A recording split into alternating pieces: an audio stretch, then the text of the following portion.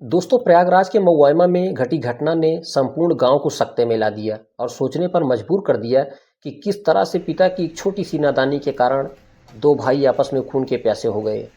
राम सिंह, जिनके दो बेटे हैं, बड़े बेटे का नाम मुकेश है और छोटे बेटे का नाम मुकुंद है।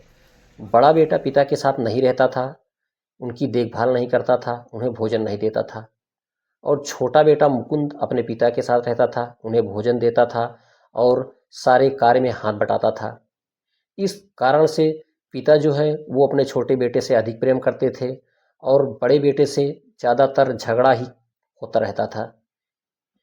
अब बड़ा बेटा जब पिता को भोजन देता था तो उसके मन में एक दिन इस बात का पाप बस गया कि क्यों ना बड़े भाई के हिस्से की ज़मीन अपने नाम करवा ली जाए। और एक दिन वो अपने पिता को लेकर जाता है तहसील, वहाँ पर सारी संपत्ति को अपने नाम करवा लेता है। जब पुलिस इंक्वायरी करती है तो वो संपत्ति बाद में ये पता चलती है कि करीब 1 से 1.5 करोड़ रुपए की है। दोस्तों, इस बात का पता जब बड़े भाई मुकेश को लगता है तो वो अपने घर में लड़ाई झगड़ा करना स्टार्ट कर देता है। छोटे भाई से कहता है कि मेरे हिस्से की ज़मीन मुझे दे दी जाए, लेकिन छोटा भाई देने को तैयार नहीं होता। 3 जनवरी शाम की बेला थी। बड़ा भाई दारू के नशे में आता है, अपने छोटे भाई से कहता है कि मेरे हिस्से की ज़मीन मुझे दोगे कि नहीं। छोटा भाई कहता है कि मैं नहीं दूंगा और बड़े भाई ने उसको उसी जगह गोली मार दी। गोली छोटे भाई के कंधे में लगी, वो वहीं गिर पड़ा। गांव के लोग उठा करके उसको अस्पताल ले गए। उधर जब उसका प्राथमिक उपचार होना स्टार्ट होता है तब तक इधर शाम हो गई थी। सब घर के लोग भोजन करके लेटे हुए थे। इधर राम सिंह अपनी बेटी साधना और एक उनकी बेटी की बेटी आस्था, जो कि भी 14 साल की है, तीनों एक पास में ही सो रहे थे। उधर मुकेश आता है, पिता के ऊपर कुल्हाड़ी से वार कर देता है।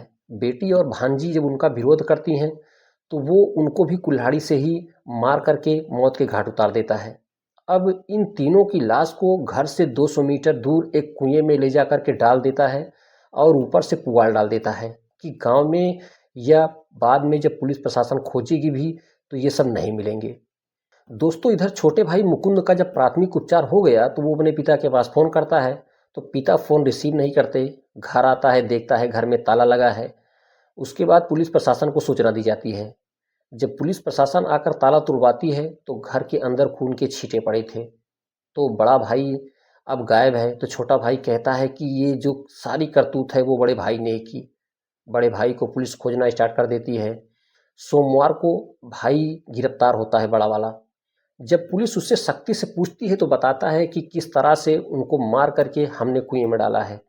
अब पुलिस प्रशासन उनकी लाश को खोज रही है, कुएं के अंदर देर रात तक खोजती रह गई। अब दोस्तों, इस तरह से पूरे परिवार पे दुखों का पहाड़ टूट पड़ा है।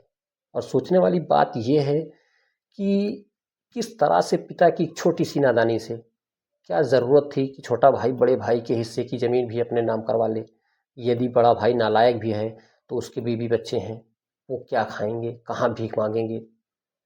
जो गलतियां हुई हैं वो कहीं ना कहीं छोटे भाई से भी हुई है। उसको बड़े भाई के हिस्से की ज़मीन नहीं लेनी चाहिए थी। तो दोस्तों, ये घटना हमें ये सिखाती है कि ईश्वर ने हमें जितना दिया है उतने में ही हमें सब्र रखना चाहिए। किसी दूसरे के हिस्से को खा करके हम सुख और चैन से नहीं रह सकते। अब आप देख सकते हैं किस तरह से उसको भी गोली लगी, पिता की जान चली गई, एक बहन की जान चली गई, भांजी की भी जान चली गई। यदि वीडियो पसंद आए दोस्तों तो लाइक